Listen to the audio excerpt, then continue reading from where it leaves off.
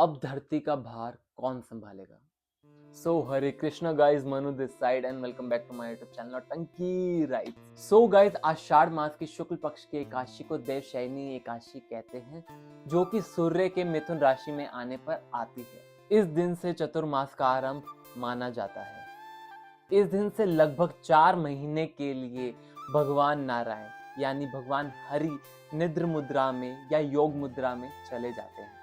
इस धरती का भार संभालने का और इसका कारोबार संभालने का कार्य भगवान हरि का है। अब प्रश्न ये उठता है, जब भगवान हरि भगवान नारायण योग मुद्रा में चले जाते हैं 4 महीने के लिए, तो इस धरती का भार कौन संभालता है। आइए मैं आपको विस्तार से इसके बारे में समझाता हूँ।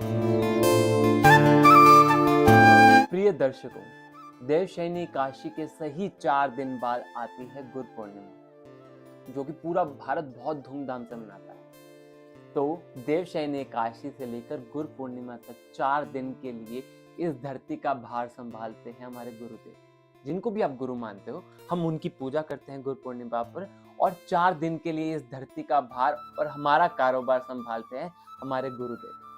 अब गुरु पूर्णिमा के अगले दिन लग जाता है सावन का महीना, जिसे कि श्रावण मास भी कहा जाता है, जो कि हमारे हिंदू धर्म में बहुत ही महत्वपूर्ण माना जाता है और इसकी बहुत ही मान्यता है। इससे 1 महीने तक इस पूरे श्रावण मास में इस धरती का कारोबार और भार संभालते हैं महादेव। देवों के देव महादेव इस धरती का भार और कारोबार संभालते हैं। इस पूरे महीने में हम उनका जल अभिषेक करते हैं, हमारे भोलेनाथ का जल अभिषेक करते हैं, उनकी पाठ पूजा करते हैं, उनको भोग लगाते हैं, उनकी सेवा करते हैं। और इस महीने के सोमवार, हर एक प्रत्येक सोमवार को बहुत से लोग फास्टिंग भी करते हैं, व्रत रखते हैं। सावन का महीना खत्म होने के बाद आता है भादो का महीना, जिसे कि भाद्रपद का महीना या भाद्र मास भी कहा जाता है। इस महीने के 19 दिन तक इस धरती का भार और कारोबार संभालते हैं श्री कृष्ण। इस महीने के 19 दिन श्री कृष्ण ने संभाल लिया। उसके बाद जब वो 20th डे आता है, 20th डे से लेकर 29th डे तक इस धरती का भार और कारोबार संभालते हैं गणपति बप्पा।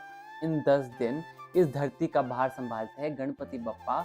और इस गणेश चतुर्थी को, गणेश पर्व को बहुत ही धूमधाम से पूरे भारत में मनाया जाता है। अब गणेश चतुर्थी के बाद आती है पूर्णमासी। पूर्णमासी से लेकर अमावस्या तक ये 16 दिन श्राद्ध मनाए जाते हैं। श्राद्ध मतलब पितरों को खाना अर्पण किया जाता है, उनकी पूजा की जाती है। और ये 16 दिन इस धरती का भार और हमारा कारोबार संभालते हैं हमारे पितृदेव। 16 दिन पितृदेव ने संभाल ली। अब श्राद्ध खत्म होने के बाद आते हैं शरद नवरात्रि, जो कि अक्टूबर या नवंबर में आते हैं जनरली। और ये 10 दिन के लिए इस धरती का भार और कारोबार संभालती है माता रानी। दुर्गा माँ संभालती है इस धरती का भार और कारोबार। नवरात्रि के 10 दिन माता रानी ने संभाल लिए। अब नवरात्रि एंड होने के 10 दिन बाद आती है दिवाली। नवरात्रि के एंड से दिवाली तक इस धरती का भार और कारोबार संभालती है माँ लक्ष्मी। माँ लक्ष्मी ने अगले 10 दिन संभाल लिए। अब दिवाली के बाद 10 दिन तक इस धरती का भार और कारोबार संभालते हैं कुबेर देवता। और 10 दिन बाद 10 दिन कुबेर देवता ने संभाल लिए। और फिर कार्तिक मास के शुक्ल पक्ष की एकादशी को आती है देव उठनी एकादशी, जिस दिन भगवान नारायण भगवान विष्णु अपनी योग निद्रा से वापस उठ जाते हैं और वापस इस धरती का भार और कारोबार संभाल लेते हैं। इस हिसाब से बीच के जो 4 महीने हैं, अलग अलग देवी देवता इस धरती का भार और कारोबार संभालते हैं और इस धरती की क्रिया और जो चलन चालन है उसे संभालते हैं। आई होप आपको इस वीडियो के थ्रू थोड़ी बहुत नॉलेज मिली होगी कि ये जो 4 महीने होते हैं जिसमें भगवान नारायण योग निद्रा में होते हैं, तब इस धरती का भार कौन संभालता है। Thanks for watching my video. Until next video, tata bye, will meet you soon. Hare Krishna.